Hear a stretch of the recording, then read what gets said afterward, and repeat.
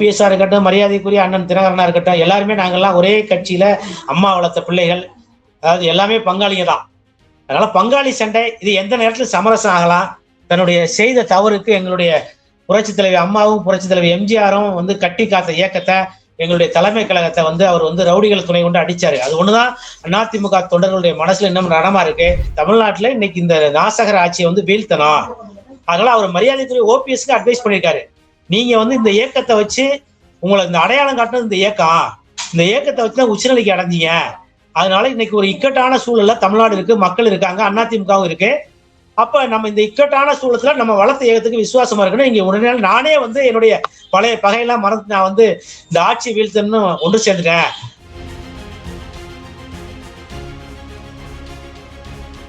தமிழ்நாட்டு மக்கள் மீதும் பண்பாட்டு மீதும் தாக்குதல் நடக்குது.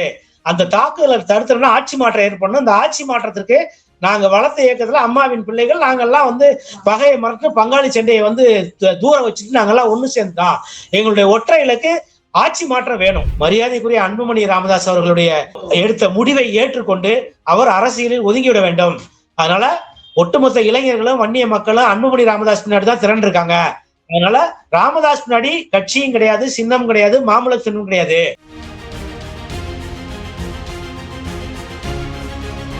தேசிய ஜனநாயக கூட்டணியினுடைய தலைவர் தமிழ்நாட்டுல மரியாதைக்குரிய எடப்பாடியார் அவர்கள். எடப்பாடியார் தான் முதலமைச்சர் வேட்பாளர் சொல்லிட்டு போயிட்டாரு. அதனால இங்க கூட்டணி ஆட்சி என்ற பேச்சுக்கே இடமில்லை.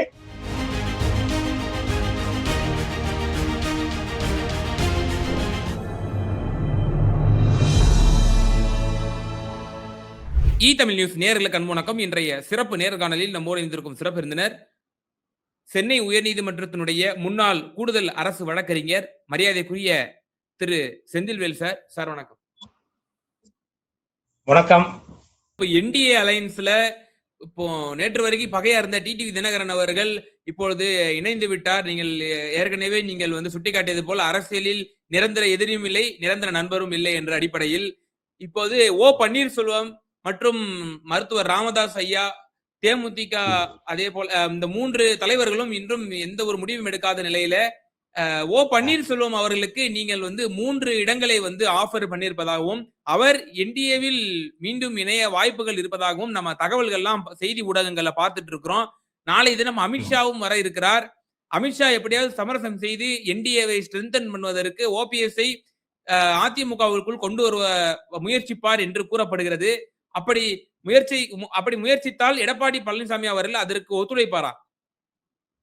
சார், இப்ப நீங்க வந்து ஒரு குடும்பத்துல பாத்தீங்கன்னா மாமன் மச்சின பிரச்சனை இருக்கான், அங்காளி பங்காளி பிரச்சனை இருக்கான். பல வருஷங்கள் 20 வருஷம் 30 வருஷம் கூட பேசாம இருப்பாங்க. அந்த மாதிரிதான் ஒரு இயக்கமும் கட்சியும். இப்ப எல்லாருமே அது ஓபிஎஸ்ஆ இருக்கட்டும், மரியாதைக்குரிய அண்ணன் தினகரனா இருக்கட்டும், எல்லாருமே நாங்கெல்லாம் ஒரே கட்சியில அம்மா வளர்த்த பிள்ளைகள். அதாவது எல்லாமே பங்காளிங்க தான். அதனால பங்காளி சண்டை இது எந்த நேரத்தில் சமரசம் ஆகலாம். தன்னுடைய செய்த தவறுக்கு எங்களுடைய புரட்சி தலைவி அம்மாவும் புரட்சி தலைவி எம்ஜிஆரும் வந்து கட்டி காத்த இயக்கத்தை, எங்களுடைய தலைமை கழகத்தை வந்து அவர் வந்து ரவுடிகள் துணை கொண்டு அடிச்சாரு. அது ஒண்ணுதான் அதிமுக தொண்டர்களுடைய மனசுல இன்னும் ரணமா இருக்கு. அதனால அவருக்கு உரிய மன்னிப்பு வந்து சேர்க்கறதுல ஒன்றும் பிரச்சனை இருக்காது. அதுல எங்களுடைய தலைவர்கள் எடுக்கக்கூடிய முடிவு விரைவில் அது நடந்தா மகிழ்ச்சி தான். அதனால வந்து அதான் சொல்லிட்டோமே, இது வந்து பங்காளி சண்டை விரைவில் முடிவுக்கு வந்துடும். தமிழ்நாட்டுல இன்னைக்கு ஒரு மோசமான சூழல் இருக்கு, எமர்ஜென்சி மாதிரி ஒரு சூழல் இருக்கு. தமிழ்நாட்டுல மக்கள் வாழ முடியாத ஒரு சூழல் இருக்கு, பெண்கள் நட முடியாத சூழல் இருக்கு, எங்கே பார்த்தாலும் பாலியல் தொல்லை துன்புறுத்தல் இருக்கு. அதனால இந்த விடிய ஆட்சியை, இந்த ஒரு மோசமான ஆட்சியை வீழ்த்துறதுனா அனைவரும் ஓரணியில் திரண்டு இந்த ஆட்சியை அகற்றுறதுக்கு இன்னைக்கு தெய்வ சக்தியும் தேச சக்தியும் தேச பக்தியும் வந்து சூறையாடப்பட்டிருக்கு தமிழ்நாட்டுல. இங்க வந்து ஒரு திருப்பரங்குன்றத்துல ஒரு விளக்கு கூட ஏத்த முடியல. ஒரு மோசமான ஒரு அவலமான சூழல் இருக்கு. தமிழ்நாட்டில் இருக்கிற அத்தனை வந்து கோயில்கள் இன்னைக்கு வந்து இப்போ வந்து ஒரு மோசமான சூழல் இருக்கு. எல்லாத்துலயும் வந்து கும்பாபிஷேகம் பண்ணாம ஒரு ஒரு ஒரு இந்த தமிழ்நாட்டு பண்பாட்டுக்கு எதிரான ஒரு ஆட்சி இங்க நடைபெற்று இருக்கு. அதனால மக்கள்லாம் கொதிச்சு போயிருக்காங்க, ரொம்ப வேதனையோட இருக்காங்க. இந்த வேதனை தீரணும்னா 60 ஆட்சி மாற்றத்தை ஏற்படுத்தணும். அதனால ஓபிஎஸ் மனம் திருந்தி வந்தால் நாங்க ஏற்றுக்கொள்ள தயாரா இருக்கோம். Sir, KA. செங்கோட்டையன் அவர்கள் காலையில பிரஸ் மீட் கொடுத்தாரு.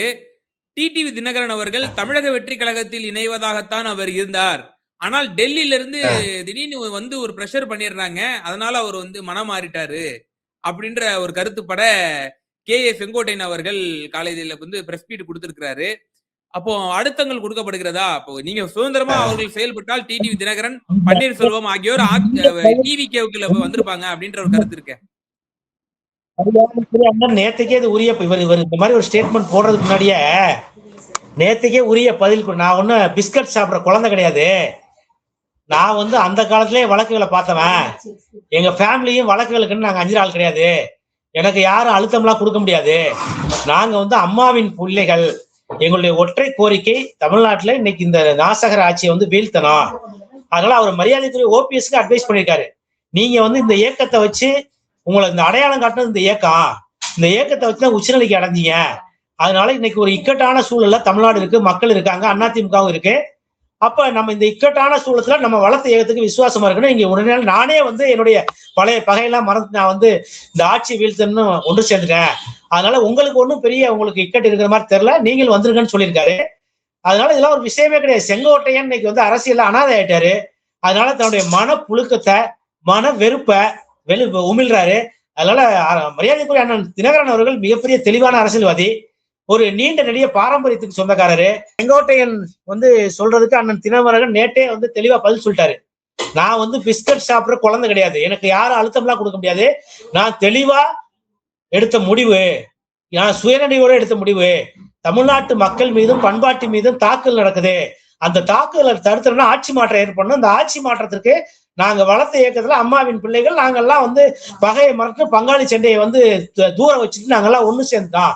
எங்களுடைய ஒற்றை இலக்கு ஆட்சி மாற்றம் வேணும். இதுதான் சார். ஆனா இப்போ நேற்று வரைக்கும் நேர்முரணாக பேசிட்டு இப்ப இபிஎஸ் கூட சமரசம் செஞ்சு இப்ப அதிமுக கூட்டணிக்குள்ள இணைஞ்சிருக்காங்க அப்படின்னா, தலைவர்கள் ஒன்றிணையலாம், ஆனா தொண்டர்களும் மக்களும் வந்து ஏற்பார்களா இந்த கூட்டணியை அப்படிங்கிற ஒரு மிகப்பெரிய கேள்வி இருக்குல்ல. ஜெல்லாகுமா இந்த கூட்டணி அப்படிங்கிற ஒரு கேள்வி தொடர்ந்து முன்வைக்கப்படுது இல்லையா? நீண்ட நெடிய வரலாறு புரட்டி பார்த்தா, அதாவது எமர்ஜென்சி காலத்துல திமுகவை முட்டிக்கு முட்டி அடிச்சு ஆயிரக்கணக்கான பேர்களை வந்து சிறைக்கு அனுப்புவது காங்கிரஸ். அந்த காங்கிரசினுடைய ரத்த கரை காயறதுக்கு முன்னாடியே நேருவின் மகளை வருக நிலையான ஆட்சி சொல்லிட்டு கூட்டணி அமைச்ச கட்சி திமுக. வாரிசு அரசியல் எதிர்த்து மரியாதைக்குரிய வைகோ அவர்கள் மறுமலர்ச்சி திமுகவை கண்டு மரியாதைக்குரிய கருணாநிதி அவர்களை வசைபாடி தமிழகம் முழுவதும் வந்து பிரச்சாரம் செய்து, என்னுடைய கல்லறை கூட நான் வந்து எந்த காலத்திலும் திமுக வந்து கூட்டணி வைக்க மாட்டேன், அப்படி நான் கூட்டணி வச்சா என்னுடைய கல்லறை கூட மன்னிக்காது அப்படி என்று வசனம் பேசியவர். அதனால அரசியல்ல வந்து விமர்சிப்பது, இந்த மாதிரி பேசுவது, பங்காளிகளுக்குள்ள சண்டை போடுறது, மாமன் மச்சனுக்குள்ள சண்டை போடுறது, இதெல்லாம் வந்து குடும்பத்திலையும் அரசியல்லையும் இயற்கை. அதனால இது வந்து அரசியல்ல நீண்ட நெடிய டிராவல் பண்றவங்களுக்கு தெரியும்.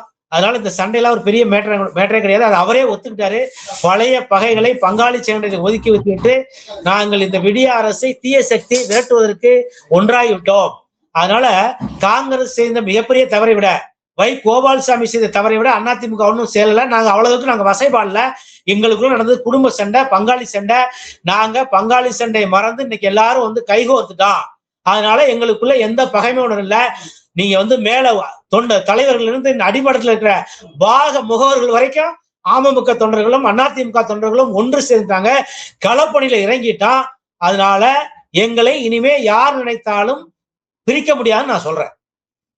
சார், அதே போல மருத்துவர் ராமதாஸ் ஐயா அந்த பாமக பிரிவு வந்து தமிழக வெற்றி கழகத்துடன் பேச்சுவார்த்தை நடத்திருப்பதாக தகவல் வந்திருக்கு. கே செங்கோட்டையன் அவர்களே வந்து எக்ஸ்க்ளூசிவாக தொலைக்காட்சிக்கு கூட அவர் சொல்லியிருக்கிறத பார்க்க முடிகிறது. மருத்துவர் ராமதாஸ் ஐயாவோட முடிவு என்னவாக இருக்கும் என்று நீங்க நினைக்கிறீங்க? அவருடைய மகன் அவர் வந்து உங்க கூட்டணிக்கு வந்திருக்கிறாரு. பட் ஆனா ராமதாஸ் ஐயா பக்கம்தான் வந்து உண்மையான வன்னியர்கள் இருக்கிறாங்க அப்படின்ற ஒரு கருத்து சொல்லப்படுது. அப்போ அது உங்களுக்கு ஒரு பாதிப்பை தராது அதிமுகவுக்கு? இதுல என்ன உண்மையான வன்னியர்கள் பொய்யானவர்கள்? ராமதாஸ் யாரு? மரியாதைக்குரிய அன்புமணி ராமதாஸ் சார். அவருடைய புள்ளதான், ஒரே ஒரு மகன் தான், அவருடைய வாரிசே அவர் தான். அவருடைய காலத்திற்கு அப்புறம் அவர் தான். ஒட்டுமொத்த வன்னியர்களும், வன்னிய மக்களும், இளைஞர்களும், வன்னிய மகளிர்களும் இன்றைக்கு ராமதாஸ், மரியாதைக்குரிய அன்புமணி ராமதாஸ் தலைமையில திரண்டு கட்சியும் சின்னமும் அவர்கிட்ட தான் இருக்கு. அவர்கிட்ட அதிமுக கூட்டத்தில் இணைஞ்சாரு. மரியாதைக்குரிய ராமதாஸ் அவர்களுக்கு நம்மளுடைய செய்தி நிறுவனம் மூலியமாக சொல்கின்ற செய்தி, தன்னுடைய பெத்த மகன் மீது வன்மம் இல்லாமல் குடும்பத்துக்குள்ள ஒற்றுமை ஏற்படுத்தி மரியாதைக்குரிய அன்புமணி ராமதாஸ் அவர்களுடைய எடுத்த முடிவை ஏற்றுக்கொண்டு அவர் அரசியலில் ஒதுங்கிவிட வேண்டும். அதனால ஒட்டுமொத்த இளைஞர்களும் வன்னிய மக்களும் அன்புமணி ராமதாஸ் பின்னாடி தான் திரண்டு இருக்காங்க. அதனால ராமதாஸ் பின்னாடி கட்சியும் கிடையாது, சின்னம் கிடையாது, மாமூல சின்னம் கிடையாது. ஊபியில எப்படி முலாயம் சிங் யாதவர்களுக்கும் அகிலேஷ் யாதவர்களுக்கும் பிரச்சனை வந்த போது ஒட்டுமொத்த மக்களும் அங்கே உள்ள ஜமாத்வாதி கட்சியினர் வந்து அகிலேஷ் யாதவ் பக்கம் நின்றாங்களோ, தேர்தல் ஆணையமும் அகிலேஷ் யாதவுக்கு உரிய தீர்ப்பு வழங்குச்சோ, அதே மாதிரி ஒட்டுமொத்த வன்னிய மக்களும் தேர்தல் ஆணையமும் அன்புமணி ராமசாமிக்கு ஆதரவா தான் இருக்கு. அதனால இதுல வந்து மயன்ட்ட வந்து மண்டிட்டதாக கருதி மரியாதைக்குரிய ராமதாஸ் அவர்கள் ஒதுக்கிக் கொள்ள வேண்டும். சார், டிடிவி தினகரன் அவர்கள் கூட இன்னைக்கு பிரஸ் மீட் கொடுக்கும் பொழுது நீங்க சொன்ன கருத்துப்பட எங்களுக்கு அழுத்தம் எல்லாம் கிடையாது, கே செங்கோட்டையன் அவர்களுக்கு மறுப்பு கொடுத்தார். மறுப்பு கொடுத்ததோடு மட்டுமல்லாமல் டிடிவி தினகரன் அவர்கள் என்ன சொல்றாரு, ஆட்சியில் பங்கு அதிகாரத்தில் பங்குங்கிற கோரிக்கையும் அவர் வந்து வைக்கிறாரு. அதிமுக தனிப்பெரும் ஆட்சியை தான் அமைக்கும் சொல்லி தொடர்ந்து நீங்க சொல்லிட்டு இருக்கீங்க. ஆனா பிஜேபி என்டிஏ கூட்டணி ஆட்சின்றாங்க. டிடிவி தினகரனும் அதே சொல்றாரு. டிடிவி தினகரன் என்ன சொன்னார்னா, போற போக்குல அன்னைக்கு சொல்லிட்டு போனார். எப்படி சொன்னார்னா, நான் என்ன நம்பி நான் கட்சி நடத்த என்ன நம்பி நிறைய பேர் இருக்காங்க, அவங்களுக்கு ஒரு வாய்ப்பு வந்தா எம்எல்ஏ பதவிகள் அமைச்சர் பதவிகள் வாங்கி கொடுக்கணும் அப்படின்னு சொல்லிட்டாரு. நாங்களும் தெளிவா இருக்கோம். நாங்க வந்து தமிழ்நாட்டுல தனித்துதான் ஆட்சி அமைச்சிருவோம். மக்கள் தீர்ப்பு பொறுத்து அதெல்லாம் வந்து அமைய போகுது. அதனால இப்ப தேர்தலுக்கு முன்னாடி கூட்டணி ஆட்சியா தனித்த ஆட்சியானா யாரு என்டிஏ தலைவர்களும் சரி, மரியாதைக்குரிய எங்களுடைய பொதுச் செயலர் எடப்பாடியார் அவர்களும் சரி, மரியாதைக்குரிய அண்ணன் தினகரன் அவர்களும் சரி, அன்புமணி ராமதாஸும் சரி, எங்கள் பிற கூட்டணி கட்சியில யாருமே கூட்டணி ஆட்சியை பத்தி பேசல. அதனால மக்களுடைய தீர்ப்பே மகேஷன் தீர்ப்பு. அதனால தமிழ்நாட்டு மக்கள் எப்பவுமே கூட்டணி ஆட்சி விரும்ப மாட்டாங்க. அதனால ஒரு மிகப்பெரிய தனி பெரும்பான்மையான வெற்றியை தான் எங்களுக்கு தரப்போறாங்க. எடப்பாடியார் வந்து முதலமைச்சராக போறாரு, ஒரு தனிப்பெரும்பான்மை வெற்றி எங்களுக்கு கொடுக்க போறாங்க. அதனால இங்க இந்த கூட்டணி ஆட்சி என்ற பேச்சுக்கே இடமில்லை. அதனால மக்கள் தீர்ப்பே மகேஷன் தீர்ப்பு. நாங்கள் மக்கள் தீர்ப்பை தலைவனுங்க தயாரா இருக்கிறோம். ஆனா சார், இதுவரைக்கும் அமித்ஷா அவர்கள் முதலமைச்சர் வேட்பாளராக திரு எடப்பாடி பழனிசாமி அவர்களை முன்மொழியவில்லை. ஒரு பக்கம் என்டிஏ கூட்டணி ஆட்சி என்று கூறிக்கொண்டிருக்கிறார். இன்னொரு பக்கம் இரட்டை இலைக்கு ஒரு தாமரை என்ற அடிப்படையில் சீட் ஷேரிங் வந்து அமையணும் அப்படின்ற ஒரு கோரிக்கையும் பாஜக தரப்பில் இருந்து முன்வைக்கப்படுவதாகவும் நம்ம பார்க்கிறோம். அப்போ கடும் நெருக்கடியில தான் அஇஅதிமுக இருக்கு. அப்பர் ஹேண்ட் எடுக்கிறது பாஜக தான். இங்க வந்து குறைஞ்சது ஒரு 50-60 சீட்டாவது வாங்குவாங்க பிஜேபி அப்படின்ற ஒரு கருத்து இருக்கு. ஒட்டுமொத்த தமிழ்நாட்டுல உள்ள ஊடகங்களும் மரியாதைக்குரிய இன்றைக்கு ஆளுகின்ற அரசால் அடக்கப்பட்டு ஒடுக்கப்பட்டு வாய்மூடி மௌனியாக ஒன்லி அதிமுக பிஜேபி கூட்டணி மட்டும்தான் விமர்சனம் பண்றீங்க. இன்னைக்கு திமுக காங்கிரஸ் கூட்டணியில மிகப்பெரிய வார்த்தை போயிட்டு இருக்கு, வன்மம் போயிட்டு இருக்கு. இன்னைக்கு கூட வந்து மதுரை மாவட்ட செயலாளர் சட்டமன்ற உறுப்பினர் தளபதி அவர்களுக்கும் மாணிக்தார் அவர்களுக்கும் ஜோதிமணி அவர்களுக்கும் வார்த்தை போயிட்டு இருக்கு. இந்த மாதிரி எல்லா கூட்டணியுமே பிரச்சனை இருக்குதான் செய்யும். அதனால சின்ன சின்ன பிரச்சனைகள். அன்றைக்கு நாங்க வந்து மதுராந்தகத்துல ஒரு மிகப்பெரிய கூட்டம் நடந்துச்சு. 7 லட்சத்துக்கு மேற்பட்ட தொண்டர்கள் வந்து அங்க வந்து குழுமுனாங்க. அதிமுக தொண்டர்கள், பாரதிய ஜனதா தொண்டர்கள், பாமக தொண்டர்கள், ஐஜேகே தொண்டர்கள், இப்படி அனைத்து கட்சி தொண்டர்களும் அங்க வந்து குழுமுனா. அங்க பாத்தீங்கன்னா எந்த பிரச்சனையும் இருக்கிற மாதிரி தெரியல. அவங்களுடைய ஒற்றை இலக்கு தொண்டர்களுடைய ஒரே எண்ணம் இந்த ஆட்சியை வந்து அகற்றணும். அதுக்கு தான் கூடுறாங்க. எங்களுக்கு யாருக்கும் ஷீட் ஷேரிங் பிரச்சனை எல்லாம் கிடையாது, கூட்டணி ஆட்சி பிரச்சனை கிடையாது. அதிமுக ஒரு மிகப்பெரிய வெற்றியை பெறப்போது. நாங்க தான் இந்த கூட்டணிக்கு தலைமை. அமித்ஷா மிக தெளிவா சொல்லிட்டு போயிட்டாரு. மரியாதைக்குரிய நம்முடைய பாரத பிரதமர்களும் தெளிவா சொல்லிட்டு போயிட்டாங்க. தேசிய ஜனநாயக கூட்டணியினுடைய தலைவர் தமிழ்நாட்டுல மரியாதைக்குரிய எடப்பாடியார் அவர்கள். எடப்பாடியார் தான் முதலமைச்சர் வேட்பாளர் சொல்லிட்டு போயிட்டாரு. அதனால இங்க கூட்டணி ஆட்சி என்ற பேச்சுக்கே இடமில்லை. அதனால வந்து அது வந்து தேர்தலுக்கு அப்புறம் மக்கள் கொடுக்குற தீர்ப்பை பொறுத்து அமையும். சார், அதே போல மற்றொரு கட்சி தேசிய முற்போக்கு திராவிட கழகம் தந்த நாடாளுமன்ற தேர்தலில் உங்களோட கூட்டணி வச்சிருந்தாங்க. பிறகு நீங்க ராஜேஷ் சபா வந்து தர்றேன்னு சொல்லி நீங்க வந்து வாக்குறுதியை மீறிட்டீங்க அப்படின்னு சொல்லி தங்களுடைய அதிருப்தியை வந்து பொதுவெளியிலேயே அவங்க வந்து முன் வச்சிருந்தா நம்மளால பார்க்க முடியுது. இப்ப இந்த தேர்தலிலும் தேசிய முற்போக்கு கூட்டணி திமுகவுடனும் ஒரு பக்கம் கூட்டணி பேச்சுவார்த்தை நடந்து கொண்டிருப்பதாக தகவல் வந்து கொண்டிருக்கின்றன. தேமுதிக எந்த சைடு போவாங்கிற வாய்ப்புகள் இருக்கு. இப்ப திமுகவுக்கும் அவங்க ஆப்ஷன் ஓபன் பண்ணி வச்சிருக்காங்கன்னு சொல்றாங்களே. கருத்துக்கு நான் பதில் சொல்லியானா, மரியாதைக்குரிய தேமுதிக தேசிய திராவிட முன்னேற்ற கழக பொதுச் செயலாளர் திருமதி பிரேமலதா விஜயகாந்த் அவர்கள் எங்களை 2024 பாராளுமன்ற தேர்தலில் எங்களோட உடன்படிக்கை ஏற்பட்டு அவர்களுக்கு 5 பாராளுமன்ற தொகுதி ஒதுக்கப்பட்டது. அந்த உடன்படிக்கையிலே எந்த இடத்திலும் ராஜ்யசபா சீட் தருவதாக வந்து எந்த உடன்படிக்கையும் கிடையாது. ஓரளா சொல்லியிருக்காரு எங்க பொதுச் செயலாளரு. அதனால இப்ப நாங்க வந்து எதிர்கட்சியா இருக்கோம். இப்ப வாய்ப்பு வரும்போது எங்கள் கட்சிக்கு உழைத்தவர்களுக்கு தான் வாய்ப்பு கொடுக்க முடியும். நாங்க ஒரு விளிம்பு நிலை தாழ்த்தப்பட்ட சமுதாயத்தை சேர்ந்த ஒருவருக்கும் ஒரு சிறுபான்மை மக்களுடைய பிரதிநிதியா இருக்கக்கூடிய ஒருத்தருக்கு தான் நாங்க வாய்ப்பு கொடுத்துருக்கோம். அதனால எதிர்காலத்துல எங்க கூட்டணியில அவர்கள் நம்பகத்தன்மையோடு பயணம் பண்ணா, கொள்கையோடு பயணம் பண்ணா கண்டிப்பா அவர்களுக்கான வாய்ப்பு வழங்கப்படும். இப்படி வந்து நாங்க அத்தனை கட்சிகளும் இன்றைக்கு இணைந்து இன்னைக்கு தேசிய ஜனநாயக கூட்டணியிலே வந்து எடப்பாடியார் தலைமையிலே ஒரு மிகப்பெரிய போராட்டத்தை திராவிட முன்னேற்ற கழக அரசுக்கு எதிராக பண்ணிக்கிட்டு இருக்கும்போது அவங்க ஒரு சரியான முடிவெடுத்து எங்களோடு இணைந்து இந்த ஆட்சியை அகற்றத்துக்கு ஒத்துழைக்க வேண்டும். அப்படி ஒத்துழைத்தால் உரிய அங்கீகாரம் அவங்களுக்கு நாங்க வழங்கப்படும். அவங்களுடைய முடிவை நாங்க எதிர்பார்த்து காத்துக்கிட்டு இருக்கோம். ஆனா சார், இப்போ அவங்க அப்பட்டமா ராஜ்யசபாவை டிமாண்ட் பண்றதா நமக்கு தெரிய வருது. ஆனால் நீங்க சொல்றதெல்லாம் பார்க்கும் பொழுது தேமுதிக பெருசா பொருட்டா நீங்க அப்ப கவனிக்கல போலயே. அதனாலதான் அவங்க டிஎம்கே ஆப்ஷன் ஓபன் பண்ணிருக்காங்க போலயே. உங்களுக்கே உள்ள திறமையா நீங்க அரசியல்ல சிண்டு மூட்டுறீங்க. அவங்க வந்து மறந்துட்டாங்க ராஜ்யசபா சீட்டு. இனிமே கொடுக்கறதுக்கான வாய்ப்பும் இல்ல. இந்த இதுல வந்து இந்த 2021, 26 இந்த இதுக்குள்ள இனிமே ராஜ்யசபா தேர்தல் நடக்க வாய்ப்பு இல்ல. அதனால அது வந்து ஆஃப்டர் எலெக்ஷன் தான். அதனால அவர்கள் தேர்தல் பாதைக்கு வந்தால் இந்த ஆட்சியை அகற்றுவதற்கு எங்களுக்கு வந்து அவங்க உதவியா இருந்தால் அவங்களுடைய கோரிக்கை நிறைவேற்றப்படும். சார், இப்போ இறுதியான ஒரே ஒரு கேள்வி சார். 3 தலைவர்கள் நான் சுட்டி காட்டினேன். ராமதாஸ் ஐயா, அதே போல தேமுதிக, அதே போல ஓ பன்னீர்செல்வம் ஆகிய 3 தலைவர்களும் தங்களை அதிமுகவில் இந்த கூட்டணியில் வந்து இணைத்துக் கொள்வார்கள் என்ற ஒரு நம்பிக்கை அதிமுக தலைமைக்கு இருக்கிறதா? நிறைவான கருத்து சார். எங்க பொதுச் செயலாளர் மிக தெளிவா சொல்லிட்டாரு. ஒற்றை கருத்துடைய அத்தனை கட்சிகளும் இந்த ஊழல் ஆட்சியை திமுக தலைமையிலான விடிய அரசை அகற்றுவதற்கு யாரெல்லாம் எங்களோட ஒருமித்த கருத்தோடு வர்றாங்களோ அவங்களெல்லாம் நாங்க சேர்த்துக்கிறதுக்கு தயாருன்னு சொல்லிட்டாரு. அதனால அரசியல்ல இன்றைக்கு நிறைய விஷயங்கள் வந்து திரைமறையில் நடந்துகிட்டு இருக்கு. எல்லாமே அவங்க பேச்சுவார்த்தை இருக்காங்க. ஒரு சிலர் 2 கட்சியிலையும் பேசிக்கிட்டு இருக்காங்க, ஒரு சிலர் எங்களை மட்டும் பேசிக்கிட்டு இருக்காங்க. அதனால அவங்களுடைய தகுதிக்கு ஏற்ப, அவங்களுடைய வாக்கு சதவீதத்துக்கு ஏற்ப அவங்கள வரதை பொறுத்து அவங்களுக்கு தொகுதி ஒதுக்கீடு செய்யப்படும். நாங்கள் யாரையும் நிராகரிக்கிற மாதிரி இல்ல. எங்கள்ட்ட வந்தா நாங்க எங்களுடைய கூட்டணியில சேர்த்துக்கிற மாதிரி நாங்க தயாரா இருக்கோம். நிச்சயமா சார். சமகால அரசியல் சூழ்நிலை குறித்து ரொம்ப தெளிவா எங்க நேயர்களுக்கு உங்களோட கருத்துக்களை பகிர்ந்தீங்க. மிகுந்த நன்றிகள். நன்றி. ஈ தமிழ் நேயர்கள் அனைவருக்கும் நன்றி.